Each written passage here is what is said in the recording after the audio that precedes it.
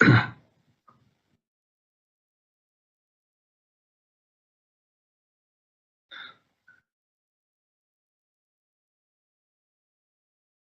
morning. I'm Berks County Commissioner Christian Leinbach, and I want to welcome you to our Commissioners meeting for October the 10th. We're broadcasting live via Microsoft Teams live event. Also, we're in person and also broadcasting via BCTV, as well as our Facebook and YouTube live pages. We'll call the meeting to order with a moment of silence, followed by a pledge to our flag.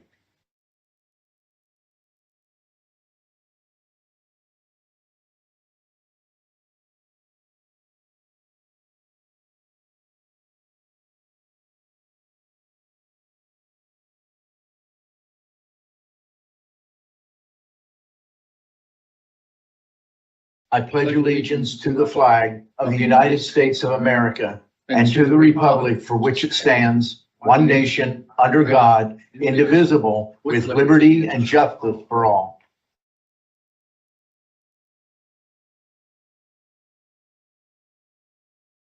Today is Julian Colazzo's last day as part of the internship with Commissioners Santoni, Rivera, and myself. And so we're going to have Julian read the public comment policy once again. Julian. Thank you, Commissioner. Public comment will be accepted in person and through the Q&A function. Please include your first name, last name, and municipality for all comments. Any comments without name and municipality will not be considered. Each citizen can submit one comment.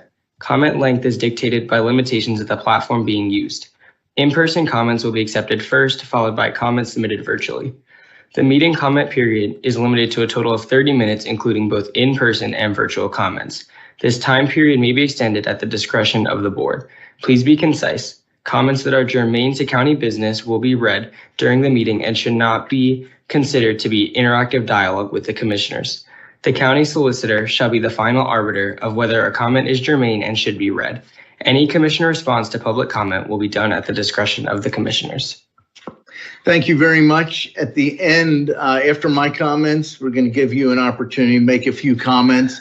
And I'm very interested to find out who you think is the smartest commissioner, the coolest commissioner, and your favorite commissioner. No, you don't have to do that. But I'm the coolest. I don't know if I'm the smartest, but I'm definitely coolest. Yeah. Coolest? I don't know. You bat the best. There's no doubt about that. But no, share any thoughts you'd like to share of your experience with the internship. Okay. Are there any additions or corrections for the October 3rd meeting minutes? Hearing none, the minutes will stand approved as presented. We did not have any executive session. Any public comment on specific agenda items? There's nothing in person and there's nothing online. Continuing with our agenda. Item 1, authorizing. Under that, Budget Department adopt a resolution authorizing 2024 budget transfers in the amount of $449,733 and 2024 appropriations in the amount of $88,749 per listing dated October the 4th of 2024. One item listed under Human Resources. Authorize the transfer of Christopher Gorel from Deputy Sheriff in the Sheriff's Department to Sergeant in the Berks County Jail System.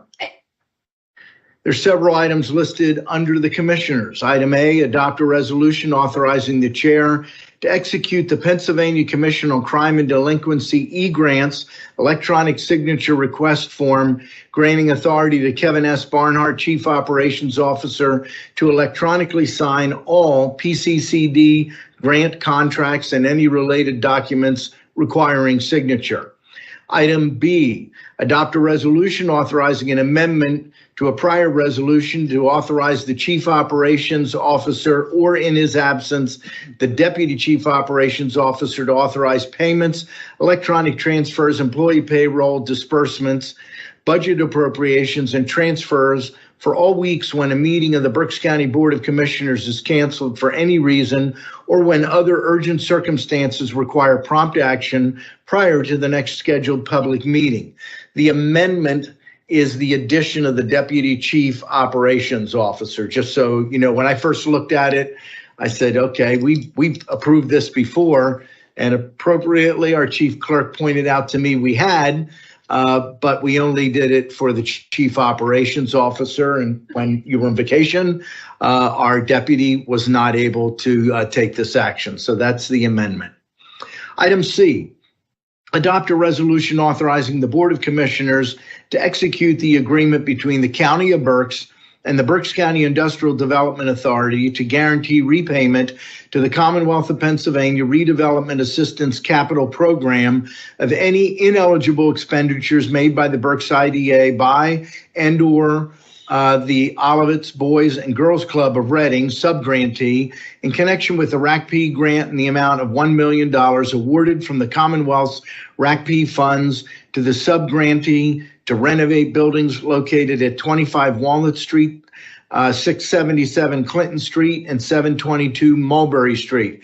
This guarantee shall only apply in the event that neither the Berks IDA nor the subgrantee has sufficient funds to reimburse such ineligible expenditures.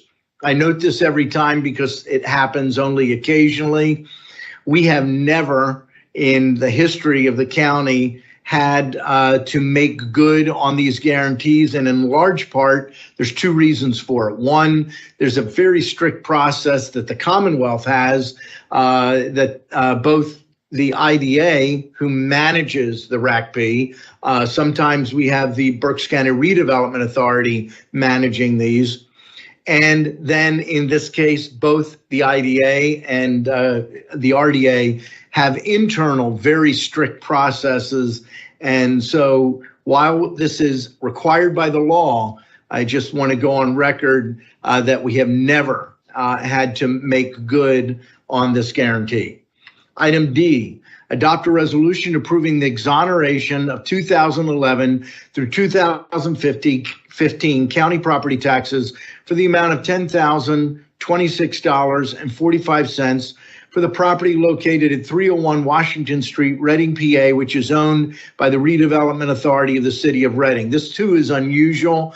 Normally when we do tax forgiveness, it's for a privately owned property, and by privately, it's normally a case where a church or some other nonprofit acquired a property, didn't go through the proper process to immediately ensure that they would be tax exempt with that property. In this case, the Redevelopment Authority, and this is true of our own Berks County Redevelopment Authority from time to time, works to acquire abandoned or properties that are in really bad condition. That's what took place here.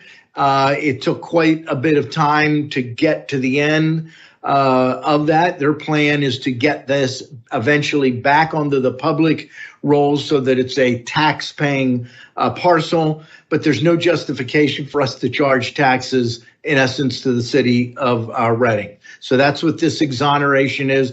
I might add, I believe, Cody, we normally only go back 2 years in tax forgiveness. That's correct. But again, because of the unique circumstance here, we're not going to tax the city of Reading.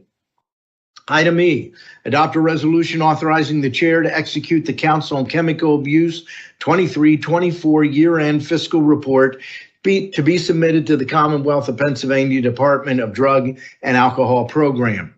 Item F, adopt a resolution authorizing the chair to execute the 2024 Help America Vote Act grant agreement between the Commonwealth of Pennsylvania, acting through the Department of State, and the County of Berks for grant funds awarded for activities to improve the administration of elections for federal office, and further authorizing the chair to execute any and all related grant documents and award notifications.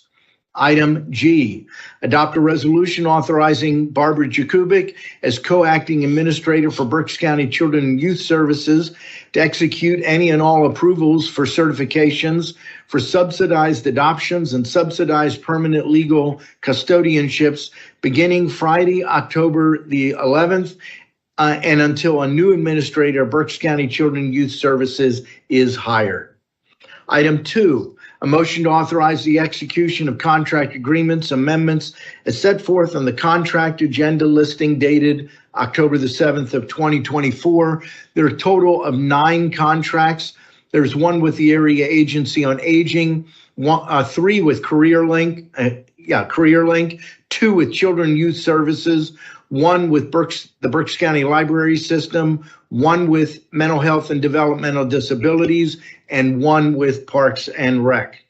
Item 3, a motion to authorize execution of payments and electronic transfers for the week ending October the 11th of 2024. And item 4, a motion to authorize execution of tax collectors payroll dated October the 15th of 2024. Mr. Chairman, I make a motion to approve the agenda items as presented. Thank you. The motion has been made and seconded. Is there any discussion? Hearing none, all those in favor signify by saying aye. Aye. Aye. Opposed? The motion is carried. With that, we'll move to reports of our treasurer and controller.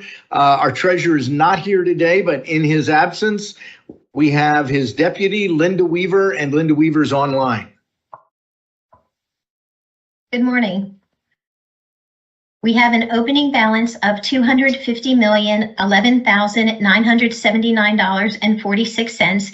We have a balance to clear of $6,846,491.24, leaving us with a balance of $243,165,488.22. Thank you very much, Linda. We'll move now to our county controller, Joe Rutterow. Joe, county controller's report. All right, thank you, Mr. Chairman. For the week ending 10/10/2024, we have a total accounts payable of $11,953,346.65.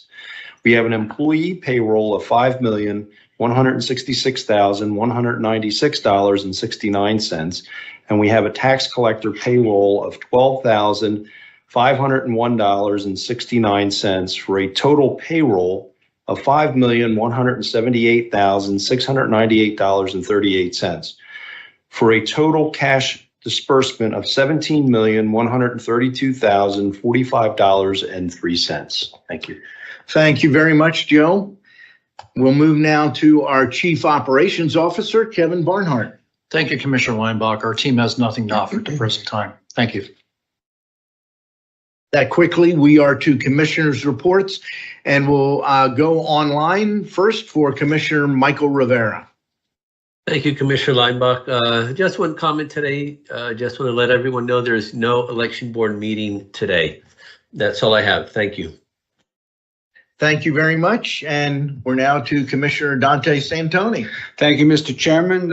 Just a few things to report. Some things that I attended past week or so. Had the pleasure to represent the board at the GoggleWorks Art Park ribbon cutting ceremony last Friday. I know that the county of Berks, to Imagine Berks, had donated some money to the GoggleWorks for this endeavor, and it was a wonderful event.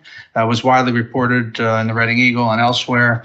Marlon Miller was there, one of the gentlemen that started the GoggleWorks, along with Mr. Alboskov. Former Mayor McMahon was there as well. Tom McMahon had an opportunity to say hello to them. It was a great event, attended by many. I couldn't stay for the second part of it, but they had a parade down to Lowers Park where they had a community event with a real exciting play put on by the kids, and it was a wonderful event. It was great to be there.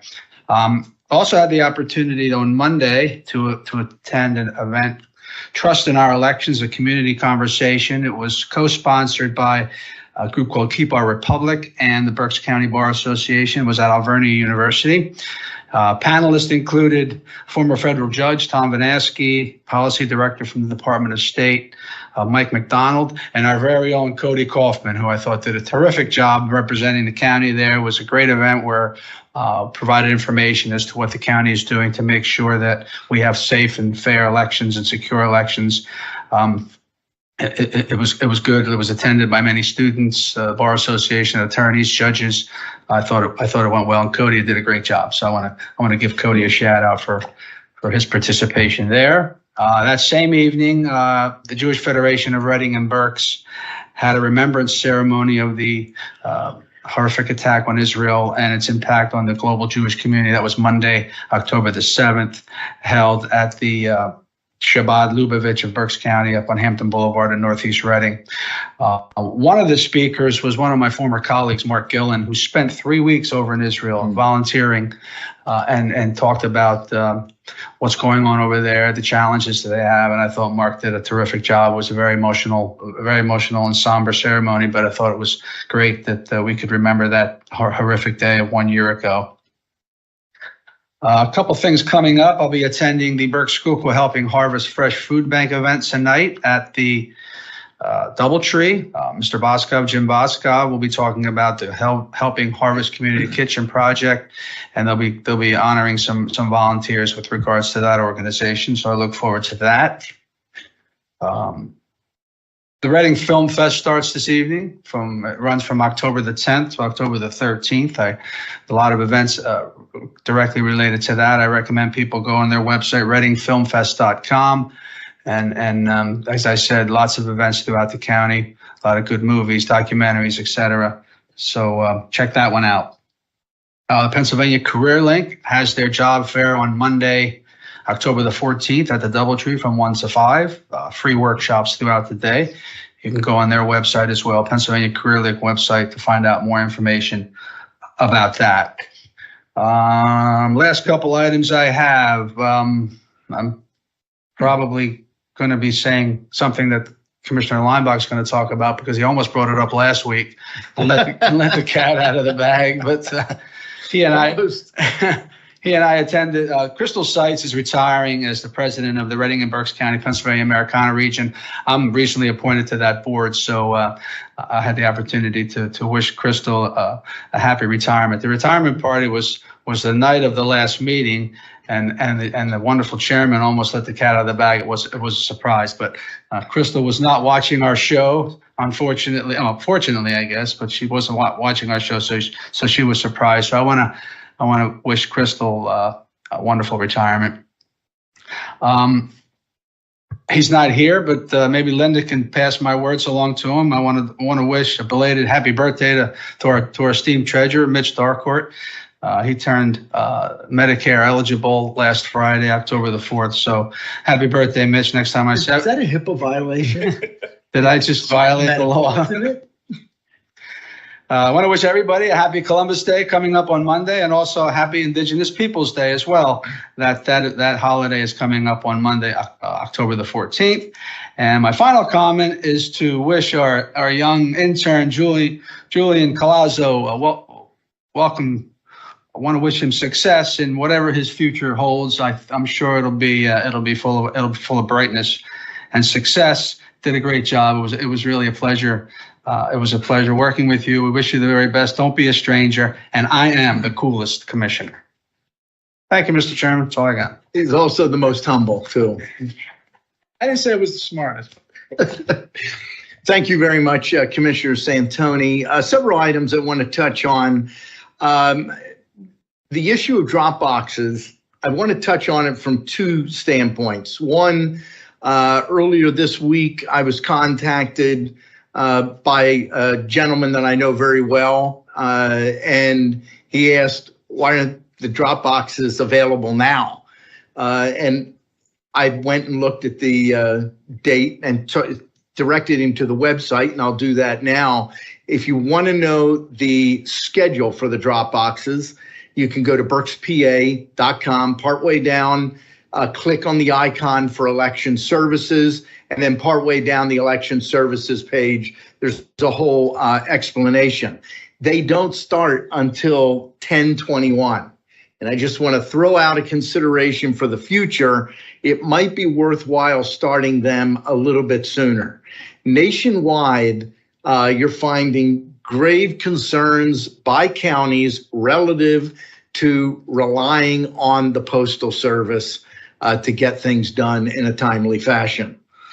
Some people I know don't like drop boxes. I want to explain why I support drop boxes in the fashion we do them in Berks County. Number one, Drop boxes are not polling places, and they are not some type of regional voting center. They are an extension of the Berks County election office.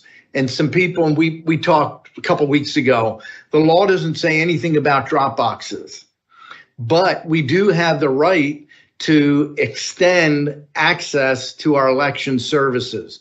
When we only had 4,000 to 5,000 ballots coming back to the election department, either through the postal service or people bringing them in, is just not a big deal. Not a whole lot of ballots. In 2020, we had 81,000. Totally different ball game. The first batch of mail-in ballots went out, I believe, last week. 32,000 of those ballots. So I think maybe in the future we might want to think about tying in the opening of the drop boxes to when we do that first slug of a drop. If I may, it's Sure. typically been a staffing issue, whether we have the manpower to actually then start earlier with the drop boxes, picking up, bringing them back, emptying the boxes in the Sure. morning and then after work. So, And that's that always is a been the concern. critical part, because we, unlike other counties, have put strict rules in place, 24/7 video surveillance. When the boxes are not open, they are locked from the back where you access the ballots, and they're locked with two different locks, two different keys, one held by the sheriff's department, one by election staff, and the slot is also locked with two different keys. There's a process where a form is filled out by the folks that are opening the back. They even fill it out in the morning to ensure that there are no ballots in the drop box before they open the slot at the top. And at the end of the day, they determine how many ballots are there, sign off on the amount of ballots, take them back. And during the hours that they're open, there are sheriff's deputies located at each of the three drop boxes. And each of the three drop boxes are physically within county-owned and run, county-run facilities. The South Campus technically is Berks County Redevelopment Authority owns that. So I think we have a very secure and safe system. And for people that are concerned about their ballot getting lost in the mail, and I know of somebody that happened last year, this is one way to get around that. You don't have to rely on it. You can also come into the election department and drop it off there, but you don't need to do that when you have a drop box right out in the lobby. I was also at Crystal Sight's retirement. I actually shared with her. I didn't say her name. I didn't say the name of the location, but I would have if it wasn't for my colleagues, and in particular, the face of Lynn Burns and the face of Anne Marie Grill. I knew something was seriously wrong. And I was smart enough to read the signs and shut up and ask the question. I did hear a couple other people had maybe not quite as visible or broadcasted accidents in spilling it, but she had no clue. When she got there, it was like she was stunned. I think she thought she was going to dinner at the Peanut Bar. So it was a great event, and great to see a lot of people that in some cases I haven't seen in quite some time. Yesterday, I, along with Commissioner Rivera, went up to former Commissioner Ernie Miller's memorial service. I was honored to be asked to speak by Elaine Miller, Ernie's wife, and I was able to share some thoughts. Ron Seaman was there, and Ron shared his remembrance of remember Olivet's Boys and Girls Club Kiss a Pig contest that Ernie had signed up to help raise funds for the Kiss a Pig contest. They actually had pictures up on the screen of him kissing the pig, because Ernie ended up winning, and he was a freshman county commissioner. The lady who owned that pig was actually at the memorial service yesterday. However, the most interesting presentation came from Clyde Myers, and some of you know Clyde. Clyde works in our ag department, and Clyde's known the Miller family for many years. Back when Ernie was running, Ernie had a number of the three guys that were really close friends. They did all kinds of things together. I know one of them was Wayne Lesher. Wayne Lesher, the late Wayne Lesher, started Wayhar Farms. And his son and daughter-in-law, Lolly Lesher, run that today. But they shared a story of trying to keep Ernie down to earth during the campaign. They got together, got a mason jar, filled it with manure, put the lid on it, gave it to Ernie and said, don't forget where you came from. So Ernie put it in, I don't know where his campaign headquarters. I heard the back end of this. I didn't know about the front end. And he put it in his headquarters and left it there over the weekend. On a Monday, he came in and he was barely at the door and something smelled horrific. Now, if you know anything about manure, it's live. It has live organisms in it. So over the weekend, the mason jar exploded and it was all over the place. I had heard about that incident when it had happened, but I had no idea. It was like, who keeps a mason jar filled with manure on their desk? Well, that's how it happened. I was glad that Clyde shared that. The Miller brothers, some of you know, not all the Miller brothers sing. There, I believe, I'm not going to be exact, but I think there are 7 Miller brothers. 5 of them had a singing group. One of them passed away. So the 4 Miller brothers sang I'll Fly Away. And you got to be old fashioned to know that, an old gospel song, and another old gospel song, Till the Storm Passes By. It was really a neat event, and it was a celebration of a life well lived. One of the comments that I made about Ernie is he was not your typical politician. He called it like he saw it. He had very, I would say, plain, down to earth idioms and things that he would say. The big one I referred to, and multiple people after me referred to it, we need to know the difference between our wants and our needs. And that's true not just in government, it's important in government, but it was pointed out by others that's true in life in total. So it was great to be at that event, again, to see a lot of people that I hadn't seen for some time. So with that, I'm going to turn the meeting over briefly to Julian Colazzo and share some of your thoughts and experiences over the last couple months here in your internship with the Berks County Commissioners. Thank you, Commissioner. So first, I'd like to say thank you to the commissioners and the executive assistants for really putting together this, unique opportunity that wasn't a thing before. And HR, they really helped us too. Yeah. Because we never done it before.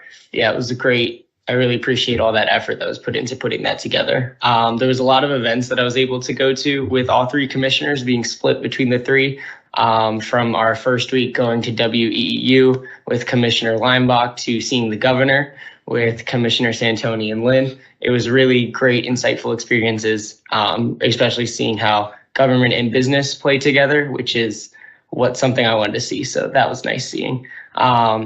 And I know I'm not the only person thankful. You met Ms. Bonanno and Mr. Harris last week. They are also very grateful, and Ms. Bonanno loves to brag about this internship and that Governor Mifflin has the opportunity for it. So just thank you once again. And, not strangers. I'll make sure, or say hi. And there's plenty of other events in the future we'll get to see. So, and I cannot disclose information on the questions you asked me earlier. Shucks, you can tell me afterwards. Very good. I did run into Alexa from Brentwood on Monday. She was out at the career fair for connections work. And I told her how great it's been. She was one of the people when we were considering it that reached out to me. I think she reached out possibly to some of the others that she knew, said, you got to have Julian. He's a great young man. She had Julian for an internship with Brentwood this summer. And I believe, is it the beginning of the year you start an internship with the Greater Reading Chamber Alliance? Yeah, that's right. I'll be with Aaron and Alex on their economic Great. development team in January. Well, all the best, Julian. Based on what I observed, I think you have a bright future in front of you. Somebody once said that showing up is half the battle. But I will tell you the other part, people talk about what is genius. It's 99% perspiration, 1% inspiration. It's hard work. And you've demonstrated your willingness to do the hard work because you're still going to school while you're doing the internship. So thank you and all the best. Any comments from our row officers?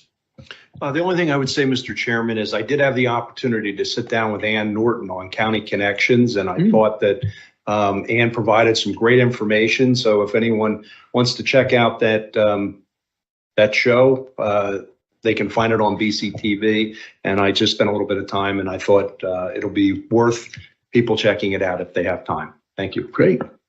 Thank you. With that, any public comment in person? And there's nothing online. So with that, I'll accept a motion to adjourn. Mr. Chairman, I make a motion that we adjourn. Second. Meeting stands adjourned. Thank you.